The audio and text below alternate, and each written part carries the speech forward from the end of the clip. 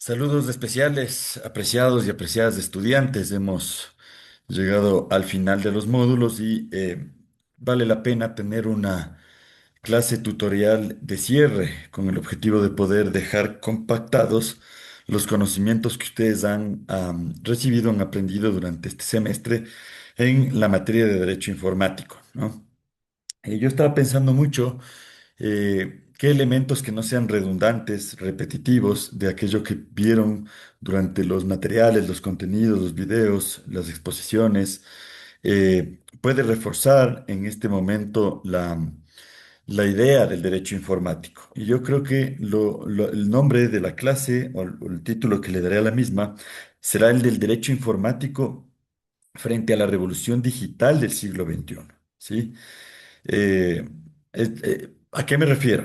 Y empezamos con eso la clase, el tutorial, ¿no? El derecho en el siglo XX, en el siglo anterior, principalmente tuvo muchos avances regulando a las personas, los bienes, los territorios físicos, y en el siglo XXI, entonces, esta regulación se amplió hacia los datos, los algoritmos, las plataformas, la inteligencia artificial, que es lo más reciente, muy reciente, ¿no? Ustedes acaban de vivir este boom de la inteligencia artificial, todos ustedes, nosotros, en prácticamente este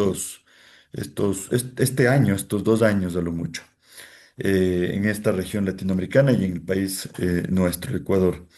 Entonces, por lo tanto, la pregunta que nos tendríamos que hacer en este marco es si puede existir una democracia sin protección de datos. Las preguntas, no varias.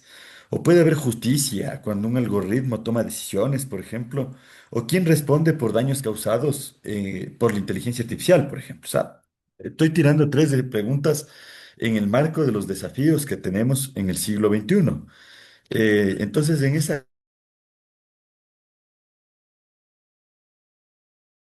línea de reflexión, creo yo que nos preguntábamos, ¿no? ¿Qué es el derecho informático?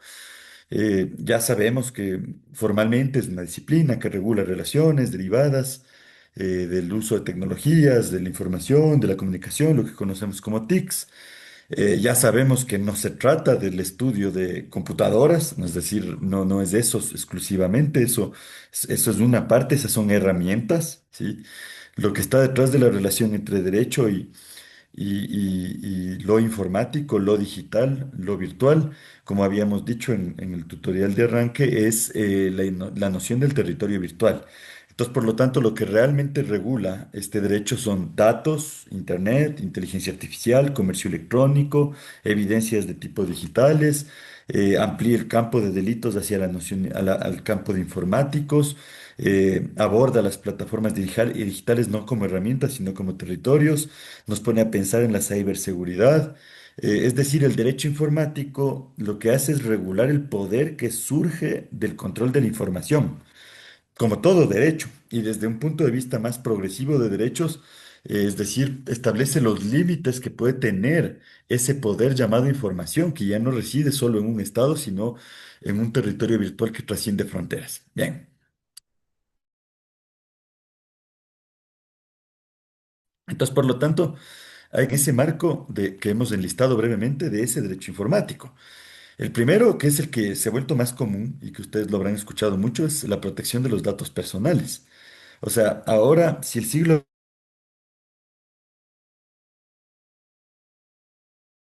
XX puso al petróleo, el recurso por excelencia, la disputa por excelencia en el siglo XX, en el siglo XXI es el dato personal, el petróleo de ese siglo XXI. Es decir, es lo que se disputa, la información, el dato, ¿no?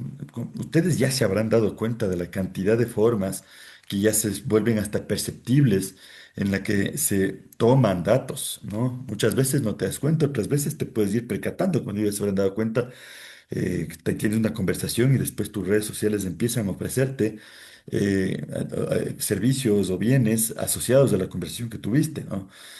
Muy probablemente en algún momento incluso autorizaste o no. Eso es lo que los juristas tenemos que siempre desilvanar una vez que llegan estos casos donde nosotros, esa posibilidad, si la autorizaste en algún aplicativo, en estas cláusulas rapidísimas en estos contratos digitales que muchas de las personas lamentablemente no leen, pero que al tirar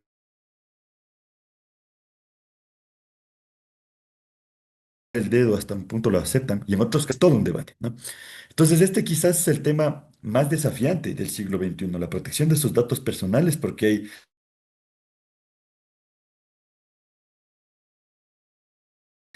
problemas notorios como por ejemplo la manipulación, generalmente es política, pero también hay otras formas de manipulación, no solo política en términos de los grupos partidarios de los países, sino también de los temas que se discuten, las discusiones alrededor del aborto, las discusiones alrededor de la eutanasia, etcétera, y los grupos de interés que hay alrededor de estos temas. El uso comercial que se pueda dar son problemas también, un uso comercial excesivo, desmedido. Y dentro de esos problemas o frente a esos problemas, los derechos que surgen, ¿no? Tu privacidad, nuestra privacidad, la autodeterminación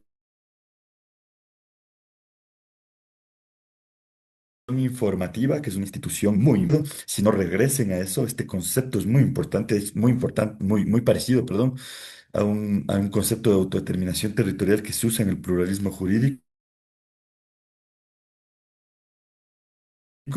Que recuerdo en la clase, pues el territorio virtual de la territorialidad de los pueblos y nacionalidades indígenas. Bueno, ahí hay un derecho que surge común también, que es el de la autodeterminación. En un caso, la autodeterminación territorial, en el otro caso, la autodeterminación informativa.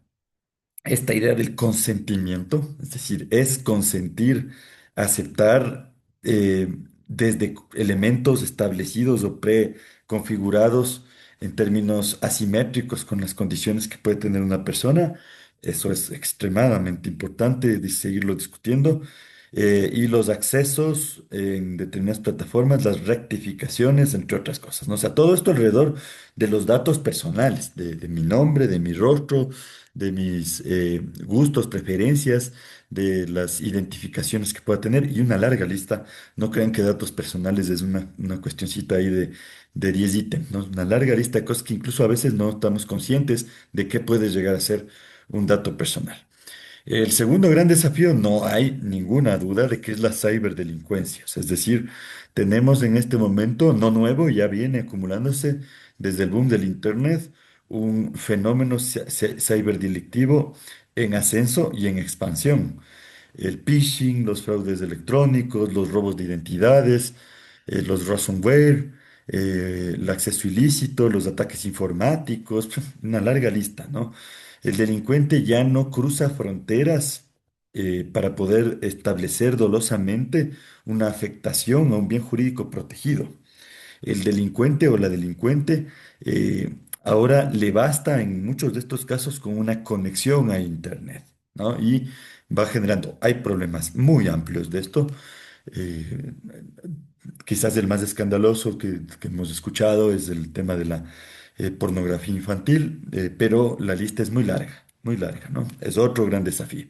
Después de este gran boom de la inteligencia artificial, la IA, con las decenas de aplicaciones que hay sobre la misma, que nos lleva a tener varias preguntas, ¿no? ¿Quién responde por un error? ¿Puede discriminar un algoritmo? Eh, ¿Debemos explicar una decisión que es automatizada? Porque, a ver, cuando digo quién responde por un error, me refiero a la relación que están creando las personas respecto de contratos, respecto de la medicina, respecto de la automedicación, respecto de la subsanación de criterios jurídicos alrededor de la justicia, las cuestiones financieras, la seguridad, la educación y una larga lista. ¿Quién responde en el momento que por los sesgos, lo llamamos quienes estamos estudiando inteligencia artificial en el ámbito jurídico, los sesgos de confirmación, que es un concepto incluso filosófico muy antiguo, pero que se trasladan acá hacia el grado de complacencia que tiene la inteligencia artificial para responderte, pueden llegar a llevar a la persona humana de carne y hueso a cometer ciertos errores. Entonces, el error es de quien preguntó, y si no es de quien preguntó, quién finalmente está detrás de una respuesta que pudiese haber llevado a alguien a cometer alguna afectación. Bueno, otro gran desafío. Vamos, tres, ¿no? El cuarto gran desafío de los que voy a enumerar en esta clase de cierre es la evidencia digital, ¿no? Es decir, para todo lo antes dicho, eh, cómo levantamos evidencia, ¿no? Ya hay cosas que están avanzando en un país como el nuestro que puede sentirse que avanza lento, pero en todo caso ya hay ciertas pericias alrededor de aspectos como el WhatsApp, los correos electrónicos, el GPS, las cámaras, más débil las redes sociales del blockchain, pero todavía tenemos muchísimo por hacer para garantizar en el marco de lo que llamamos evidencia digital, este framing llamado evidencia digital, se pueden garantizar la autenticidad, la integridad, las cadenas de custodia.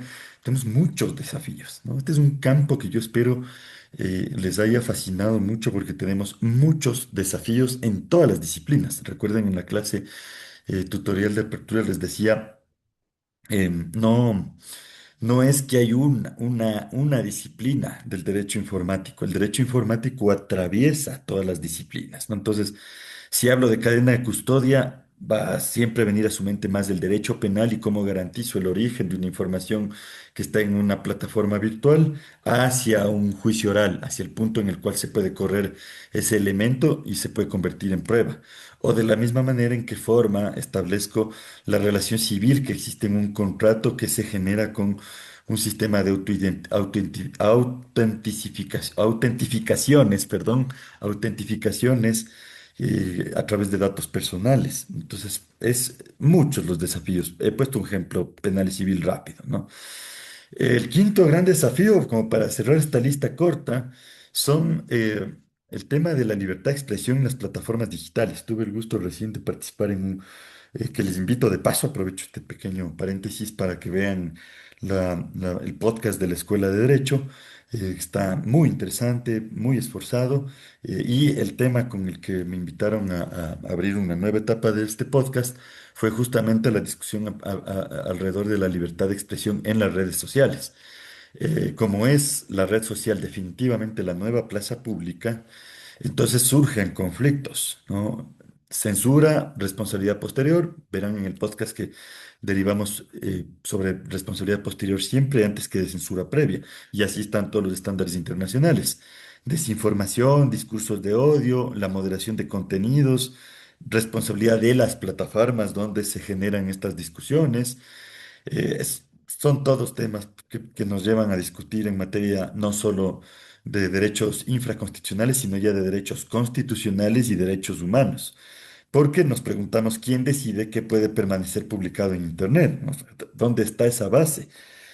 Cuando tú denuncias una publicación, ¿quién termina teniendo la decisión final sobre si esa información se mantiene o no? ¿En virtud de qué reglas y en virtud de qué territorios residen esas reglas? Mucho, muy hermoso para seguir discutiendo. Entonces, bien, dicho esto, estos cinco desafíos, tenemos que pensar en los grandes principios que deben guiar al derecho informático, ¿no? Todo abogado o abogada, a mí me gusta más esta palabra, todo jurisconsulto, jurisconsulta, debe defender la dignidad humana, debe defender la privacidad, debe defender la transparencia algorítmica, debe defender la seguridad jurídica, es un principio que no puede abandonarse, necesitamos reglas previas publicadas, ¿no? Tal vez la forma en la que se publiquen está cambiando, pero tienen que seguir siendo públicas. El término público es que lo podamos conocer, cuáles son las reglas del juego y que deben estar vigentes antes de. Y tenemos que seguir debatiendo sobre cuáles serán los nuevos registros oficiales sobre un derecho que trasciende fronteras nacionales. Debemos defender esto que podría llamarse la neutralidad tecnológica. No existe neutralidad pura en ningún lado, pero tratar de que haya un campo de equilibrio en esa noción de lo que sería la expansión del círculo del debido proceso, ¿sí? Todo abogado o abogada en el mundo conoce ya las garantías más elementales de protección alrededor de eso que conocemos como proceso debido, debido proceso. Que el derecho informático expande la frontera, entonces el gran desafío también es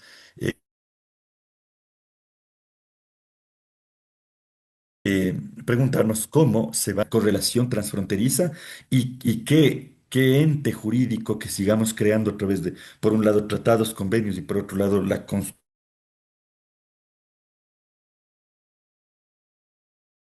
constituyente de territorialidad es ampliar el círculo de ese debido proceso y por lo tanto que nos deben esas reglas a las y los ciudadanos. Sin lugar a dudas,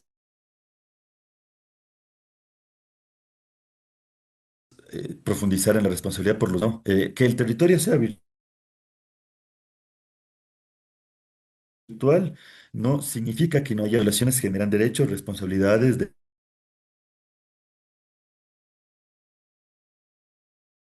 deberes y esos derechos deben aumentar, ¿no? Que es el gran logro del siglo XX. La tecnología debe servir al ser humano. No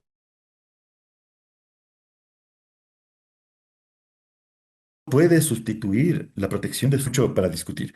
Entonces, por lo tanto, y para ir cerrando, ¿cuál es el jurisconsulto o jurisconsulta del futuro?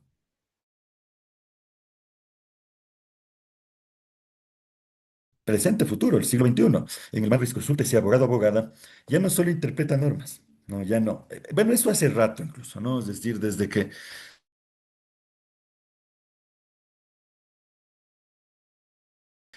entramos al derecho constitucional, teorías de argumentación colectiva, por ejemplo, ¿no? Igual aspiro pronto invitar la argumentación colectiva,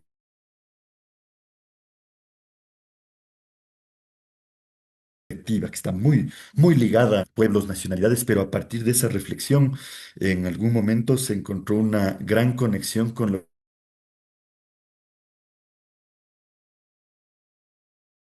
que hace la inteligencia artificial. O sea, por un lado, por otro lado, tienes millones de personas construyendo las fuentes de información que generan las respuestas para los prompts de inteligencia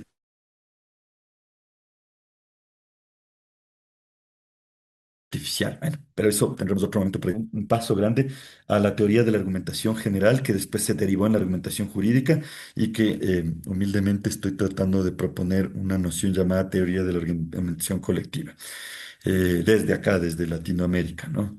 Con especial énfasis porque acá hay mucha comunalidad aún.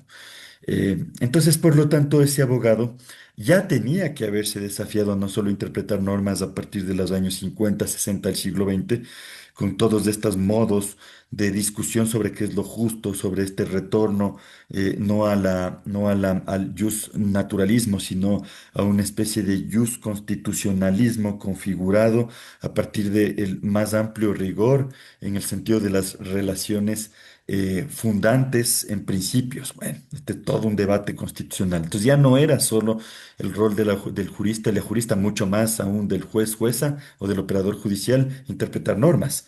Pero ahora mucho más, porque además de interpretar normas y reflexionar principios y argumentar, el abogado y abogada del futuro tiene que comprender la correlación de sistemas de inteligencia que van más allá de la inteligencia cognitiva conductual humana y que han asumido el nombre de inteligencia artificial. Dominar ciberseguridad, dominar análisis de datos, ¿no? Hacer analítica de datos, tener herramientas para ello. Y no me refiero solo a herramientas que faciliten el trabajo, sino herramientas que permiten analizar data, que son primos, pero no son exactamente lo mismo. El abogado o abogada del futuro establece gobernanzas establece la comprensión de nuevos tipos de gobernanzas de carácter digital que van conviviendo con las gobernanzas existentes en los marcos democráticos de los estados constitucionales. El abogado del futuro habla de prueba digital y domina prueba digital. El abogado abogada del futuro definitivamente domina protección de datos. Finalmente, exige el abogado abogado del futuro, presiona por unos amplios avances en la regulación tecnológica dentro de los marcos normativos de sus respectivos países. Entonces, esta especie de alfabetización jurídica digital, ¿no? La idea con la que quisiera cerrar, va convirtiéndose, apreciadas jóvenes, en una competencia jurídica indispensable para nosotros, ¿sí?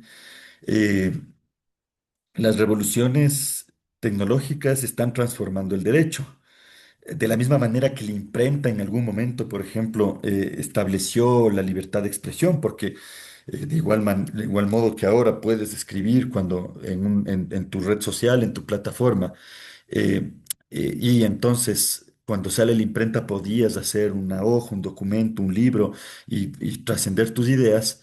Entonces, esos actos que parecen aparentemente pequeños, ¿no? Imagínense una imprenta de aquel momento en la China milenaria, que es donde realmente se creó la misma, o después en las sociedades europeas occidentales, muy grande, ¿no? Para poder imprimir hojas.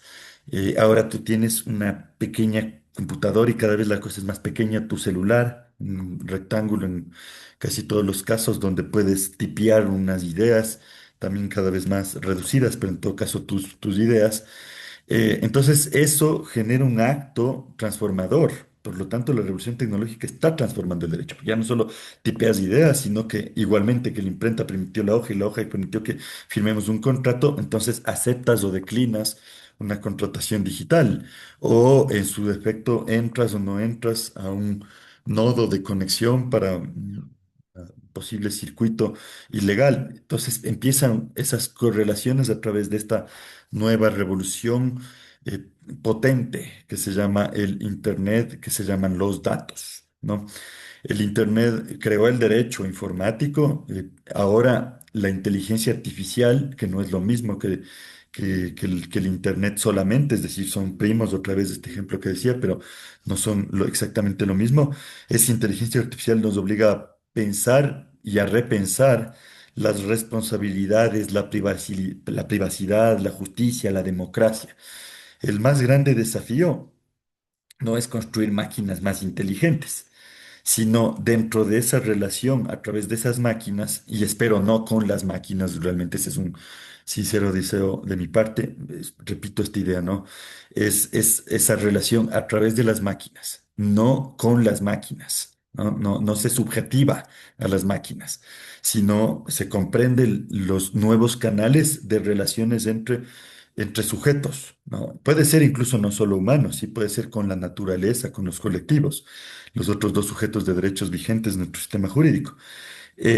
Entonces, ese gran desafío de nuestras relaciones a través de esas máquinas no es seguir construyendo máquinas más inteligentes para que nosotros pudiésemos tener cada vez menos actividades humanas, sino que la dignidad humana que se configura a través de esas relaciones humanas en una sociedad cada vez más digital se preserve, o sea, se preserve nuestro, por ahora, más núcleo duro del sistema de relaciones fundamental en términos jurídicos, que es el principio de dignidad humana, ¿no? Entonces, el derecho informático no es sobre computadoras, el derecho informático es sobre el poder. Quien controla ahora datos, controla economías. ¿Y por qué? Porque controla algoritmos que influyen en decisiones de esas relaciones.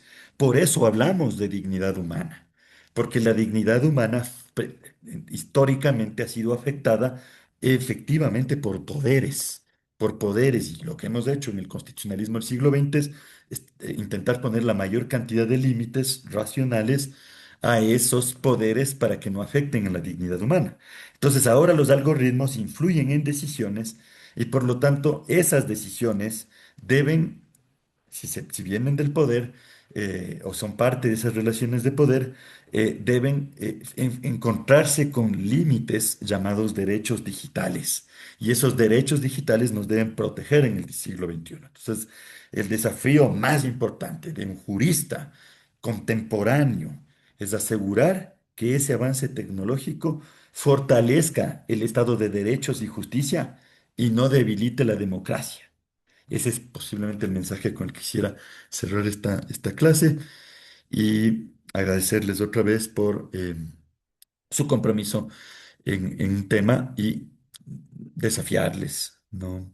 Seducirles, lo que mejor les guste, a que se metan mucho más en este tema porque se va a convertir en un tema, se es y se va a seguir convirtiendo en el tema posiblemente de mayor discusión en las facultades de jurisprudencia físicas o digitales del mundo. Les mando un fuerte abrazo, éxitos en su carrera.